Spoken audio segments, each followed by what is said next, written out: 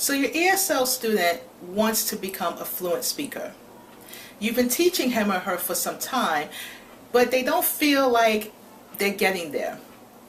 What should you do? Stay tuned.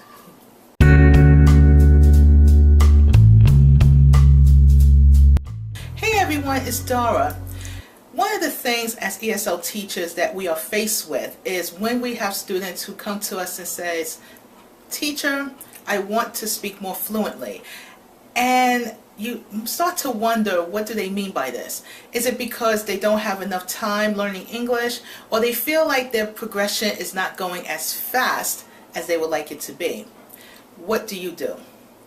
There are several ways to approach this issue.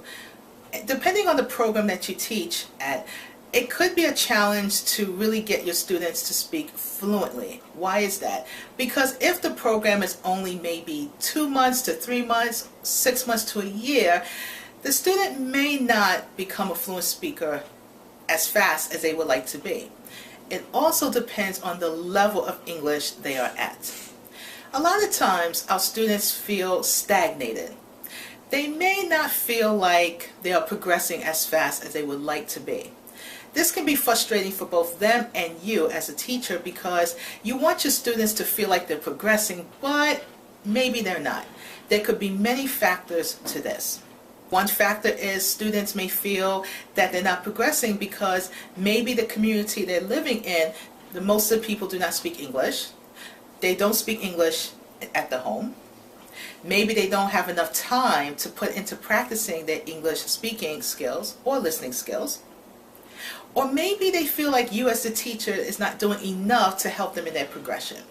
Now, you as the teacher may feel frustrated because you feel that you're doing everything right, following the curriculum, going through the lessons, making sure the students are staying the course. But again, depending on the program that you teach at, this is a challenge because you may not have enough time to go through everything. And let's face it, it takes a long time to become fluent in a language. Now, I'm aware that there are programs out there that says, if you teach with me in 6 months, you will become a fluent speaker. I disagree with that. I cannot say for sure that there are people out there who have taken English courses and become fluent in 6 months. Maybe they have. I could be wrong. But in my experience, it usually takes longer than 6 months to become a fluent English speaker or a speaker of any language. It really does take hard work and dedication, and of course, time. Now, as a student, you might be feeling like, well, this doesn't sound very encouraging. You're telling me it's going to take a long time, so why do I even bother continuing with this process? Well, that's where I come in. I'm here to show you there are some ways that as teachers we can help you as an ESL student become a little more fluent in the language. And again, this is no guarantee that this is going to be foolproof and this is going to work, but it's a step in the right direction that I hope will help you stay encouraged in learning English. So let's talk about some of these things. One thing you can do is be active in the community that you're in, as well as explore other communities. Now, I'm only going to speak about New York City because a lot of you know New York City is the greatest city of the world. It's the capital of the world. And there are varying opinions about that, but I'm just going on based on facts. And one of the things that's wonderful about New York City is we have several to so many communities of people from all around the world. So you could be in your own community where people speak the same language as you, to communities of people that speak different languages. And the benefit to that is there are community centers, there are activities, there are events, there are restaurants, there are shopping markets. There are so many things that you can get out of one community alone. So if you're in a city like that, that's a great way to practice your English. You want to seek out communities where people are speaking English. Now, I will say that everybody's English is different. The English of that community may not be the same as American English, but it's still English. One thing your teacher can do is have what we call field trips, where you get a chance to go outside of the classroom and explore these different communities. It's a great way to learn a different culture, but it's also a great way to practice your English with people of different backgrounds and culture as yourself, as well as American people. Who doesn't like to eat? Raise your hand. Eating and talking about food is a great way and a very easy way to practice your English. Why? We all get hungry, right? And who doesn't like a good meal? Now, if you're the type of person who likes to try different types of food, well, this is a good opportunity. Your teacher can take you on a field trip to a restaurant in a different community of a different culture. Or they could take you to a community where most people who live there are American people and they have American restaurants. How wonderful is that? Now you get a chance to go to that restaurant, try some different types of food, as well as practice your English. When you're sitting at a table and your waiter comes over and says, "Hello, welcome to so-and-so's restaurant. What would you like today?" Now you'll have an opportunity to practice what you've learned in the classroom. If you've already practiced how to read a menu and how to say, "Yes, I would like to order whatever it is," this will be a good opportunity to use that in that situation. If you are a beginner student, this might be a little intimidating because you might freeze a little bit. What do I say? How do I respond? This is where your classmates as well as your teacher can guide you in this process. Another way to kind of practice your English and to practice fluency is shopping.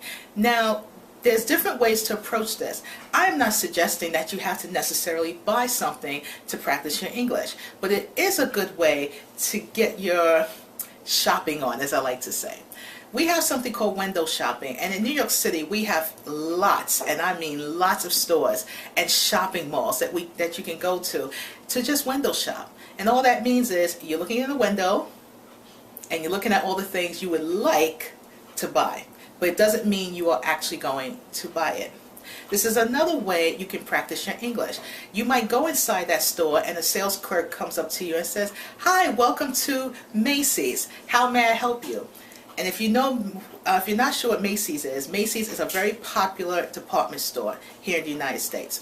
So you might say, "Oh, I would like to buy a shirt," or I am looking for pants, or I'm looking for earrings.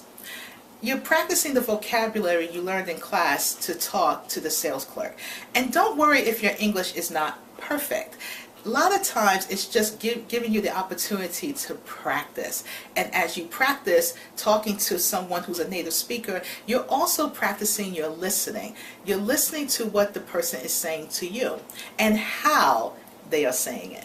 Because remember, as American people or English speakers in general, we all have a different way of expressing ourselves. So even when we're asking a question like, "How may I help you?"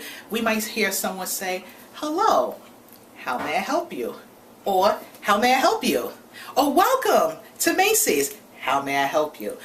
There are many different tones in our voice. There's many different ways of expression that we give when we are being asked a question or we are asking someone a question. So there's these little things that helps us to practice our English speaking.